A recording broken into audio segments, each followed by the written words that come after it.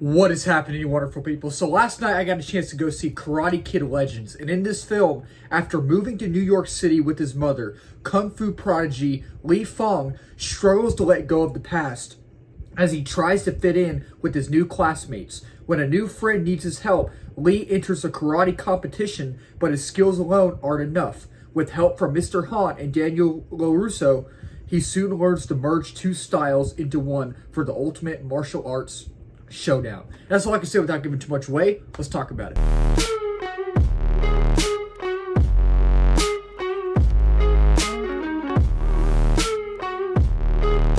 So with Karate Kid Legends, I am a huge fan of the original Karate Kid. I love the original Karate Kid. It's one of my favorite movies of all time. It's one of the best movies ever made, in my opinion. It's not in my top 10 films of all time, but it is in my top 20 films of all time. I love that film so much. And I actually have never seen anything of Cobra Kai. Never seen a single episode of Cobra Kai. I know there's a big fan base there. Everybody loves it. I just never had the desire to watch Cobra Kai. But now, I actually am interested in watching it. And I've seen Karate Kid Part 2, which I'm not the biggest fan of it, but Karate Kid Part 3, the next Karate Kid, and the Karate Kid with Jackie Chan, Jaden Smith, I just never watched. Gonna watch them eventually, and I am going to do a Karate Kid franchise ranking sometime this year. Not sure when, but expect that soon. And going into this film, I thought the trailers were really good. I really liked the marketing. I thought it was intriguing. It got me hyped for this film.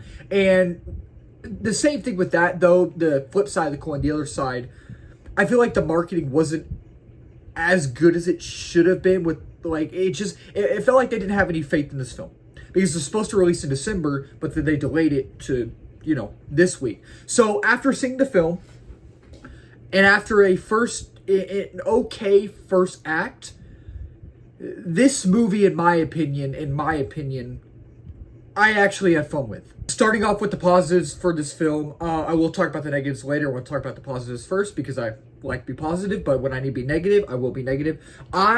Starting off with this film, I think that our lead actor, Ben Wang, who plays our main character, Lee, is such a good actor, and he's such a fun character in this film, and I actually enjoyed his presence on screen, and he's not one of those main characters that you see where you're just like, it was boring. He didn't have any personality. I didn't like him. He was just bad. I actually really thought that Lee, our main character again, had personality, and he actually had something interesting and mysterious about him. And I love the interactions between him and our other characters, and him with Mr. Han, and him with Ralph Macchio, and him with our main lead actress and his mom. And his mom doesn't have much to do in this film. She's just kind of there. But I thought he was really great in this film. That his acting was great, and his character overall I really enjoyed. And the thing that I like about this film is that it's a crowd-pleasing film. It's a crowd-pleaser of a film, and it actually has good humor. The humor is actually, it's funny. Now, not all of it lands, but there are some moments where the crowd was actually laughing, and I was actually chuckling. I was like, oh, that's actually smart. That's funny. I get that joke. Again, not all of the humor lands, but I like that. And I thought Ralph Macchio in this film was great. Ralph Macchio, it was good to see him again as Daniel LaRusso. I thought it was good to see him. Jackie Chan as Mr. Han, he was great too. I thought both of them, I liked their chemistry and dynamic in the film, and I thought their banter was fun in the film. Jackie Chan as Mr. Han, he brought the humor. He was the one who was mainly funny in this film, which is kind of expected, so I thought that was fun. And it's quite emotional at times. It's quite emotional at times because it's really a fish out of water story. It's a story about, like, really a coming of age story, and I really like that esqueness. I really like that part of the film. It being a fish out of water, and it being a coming of age story. I really like that, and it has a good pace. I was not bored. It did not drag. Maybe it dragged a little bit here and there. And there's one part where I was like, oh, I feel like this is starting to drag. But then it kept going and going and going. And I wasn't bored.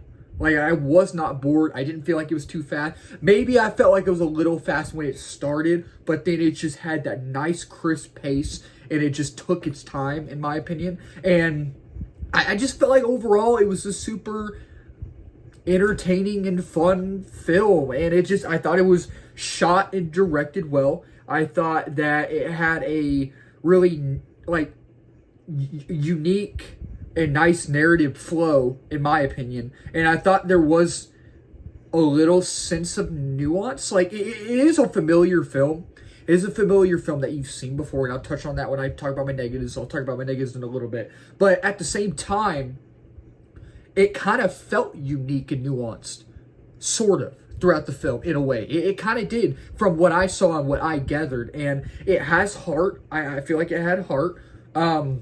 And I really liked the soundtrack. I thought the soundtrack was great. I was digging the soundtrack. And overall, the film just has a really good vibe. It has a really overall good vibe that I really liked. And I was like, man, I love the vibe of this. The vibe is so catchy and so just elegant. And I absolutely loved it. And I thought that Sadie Stanley, who plays our main lead actress, Mia, who's kind of the love interest, I thought she was really good. And I thought her chemistry dynamic with Lee was played by Ben Wang. I thought Ben Wang and Sydney Stanley, their chemistry as actors was really good. You could actually feel their chemistry radiating off screen towards you. I thought that was good. And I thought Joshua Jackson, who plays Victor, who's Mia's dad, has a little side story about him being a boxer, right? And then what happens with him when you see what happens in the film, that kind of leads into our plot. It kind of leads into where the plot goes. And I thought his character was really good. I thought his chemistry with Lee and Mia, I thought his chemistry and dynamic with them was great. And he was a fun character overall. He wasn't really a throwaway character. He wasn't he's a boring character. He was actually fun. I actually enjoyed his character. And I thought the editing was really fun and unique, how they would transition from scene to scene and how they would like cut from scene to scene. In the film, I'm not an anime fan. I rarely know anything about anime, but I feel like there's some anime influence in here. And I don't play Mortal Kombat, but I feel like there was some Mortal Kombat influences in here too. And I think y'all know what I'm saying. Y'all know what I'm talking about when you see the film. I thought that was really cool. I like how they added that. And it gets better once it gets to the second act. Once it gets to the second act, it actually starts to go. And going back to the narrative flow, it actually starts to pick up and go and go and go. And it finds its footing once it gets to the second act. Again, the narrative flow, it just keeps going and going and going. And you have to, okay, while it's not being released in IMAX, I don't think it's being released in IMAX. Could be wrong. Y'all let me know. Y'all let me know about that. But even though it's not being released in IMAX, the scope of the film feels massive. It feels massive, especially with it being shot on full screen. It's on full screen, and I really like that. And it's just, I wasn't bored. I liked the overall vibe. I thought it had a good pace, and you actually care about these characters, and at times it feels unique and nuanced, and it's a crowd pleaser. And I really, really had a good time with it. I had a really, really good time with it. And is it the best film of the year? No. Is it going to be in my top 10 films of the year at the end of the year? It is right now. I have it at number 6 right now, or something like that, around that area. And right now it is, but it won't be in my top 10 films of the year at the end of the year. Maybe it will be. I don't know. But I really enjoyed it. Now, talking about my negatives, I do have a few. I think that while I mentioned earlier, the film has an overall really good vibe. Like, I really like the vibe of this film. Going along with vibes, talking about vibes of movies, it doesn't have that Karate Kid vibe. It doesn't have that Karate Kid vibe where I feel like it didn't feel like it was a Karate Kid film. It didn't feel like it was in that realm or that universe of the Karate Kid franchise or universe. It didn't feel like that. So I was like, oh, this kind of feels like it's its own universe, its own realm, and it feels like it's really a remake. It feels like it's a legit remake. You know what I mean? So because you have Daniel in here, you have Mr. Han, you have a certain cameo that shows up, and you see California where Miyagi lived. You know, the original Karate Kid. So you have those parts, right? But it just doesn't have that Karate Kid vibe. And the thing is while it is unique at times, while it does feel unique at times, it is a story that you've seen before. It is very paint by numbers. It is very cookie cutter. It is very run of the mill. You've seen this film before. You know what's going to happen. You know where it's going. You know how it's going to end. You know how it starts. It's very predictable, and it has that generic feel to it. It is very familiar film in some type of way. And the thing is, man, Ralph Macchio, while he's great in this film, and while his chemistry with the other characters, with Lee and Mr. Han, is really great, he's very underused in this film. He's very underused, and Ralph Macchio doesn't come into the film until later. And you're just waiting, and you're like, oh, I feel like they just added him last minute. I feel like he shouldn't even have been there. There was like, no, he was kind of sidelined. He was very underused, so I thought that was kind of odd. I thought that was a little odd. But it's just, our main villain, Connor, he's very cliche. He's a very cliche villain that you've seen before. You know what his motivations, you know what he's like. You've seen the villain before. So he's not very memorable. And the build up to the final fight, it didn't feel earned.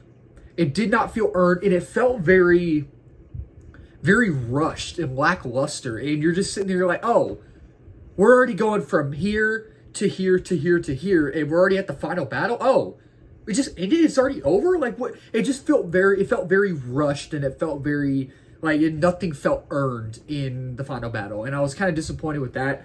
But I do have to say about that, I feel like there was great action, and the action choreography was outstanding. I forgot to mention that in my positives. That was great. Like, I love that. But, again, the final battle, or final fight, was lackluster. And I forgot to mention my positives as well. Really like the world building. Really like the world building in this film.